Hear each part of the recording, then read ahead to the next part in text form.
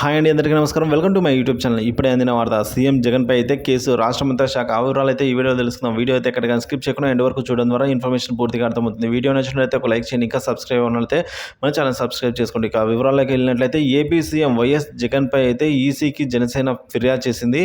సార్వత్రిక ఎన్నికల వేళ రాజకీయ పార్టీల నేతలు ఒకరిపై ఒకరైతే ఎన్నికల సంఘానికి ఫిర్యాదు చేసుకుంటూ ఉన్నారు. తాజాగా ఏపీ సీఎం వైసీపీ అధినేత వైఎస్ జగన్మోహన్ రెడ్డిపై అయితే ఈసీకి జనసేన ఫిర్యాదు చేసిందండి.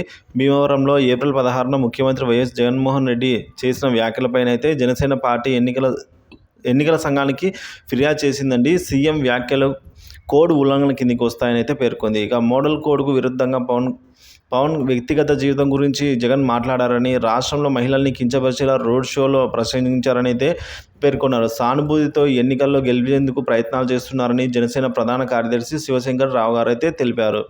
ఇంకా ఎన్నికల్లో పోలీసు అధికారుల పక్షపాత వైఖరి తెలుగుదేశం పార్టీ ఎన్నికల సీఈఓకి ఫిర్యాదు చేసింది. ఈ మేరకు ఒంగోలులో పనిచేస్తున్న సిఐలు ఎం లక్ష్మణ్, భక్తవత్సల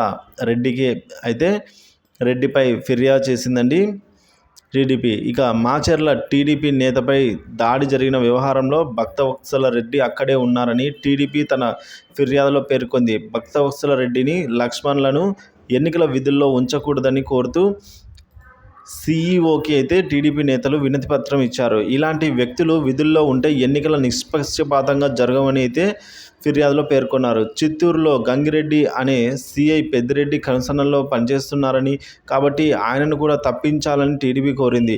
అదేవిధంగా సాక్షి పత్రికల్లో అభ్యర్థులపై వస్తున్న ఆర్టికల్స్ను పెయిడ్గా పరిగణించాలని అయితే విన్నపించింది. ఇంకా ముఖ్యమంత్రిపై దాడి చేశారనే అభియోగంపై సతీష్ అనే ఒక వ్యక్తిని అరెస్టు చేశారని, అదేవిధంగా అతనిపై 307 కేసు ఎలా పెడతారనేది టీడీపీ ప్రశ్నించింది. సతీష్ను మరో కోడికత్తి సీనుగా మార్చే ప్రయత్నం జరగబోతుందని అయితే టీడీపీ పొలిటికల్ బ్యూరో సభ్యుడు వర్ల రామయ్య పోస్టల్ బ్యాలెట్ ఓట్లకు తగిన ఏర్పాటు చేయడం లేదంటూ ఈసీకి అయితే వర్ల రామయ్య లేఖ రాశారు. ఎన్నికల డ్యూటీలో ప్రభుత్వ ఉద్యోగులకు పోస్టల్ బ్యాలెట్ ఫామ్ను అందించడంలో అధికారులు నిర్లక్ష్యం వ్యవహరిస్తున్నారని అయితే విధంగా మండిపడ్డారు.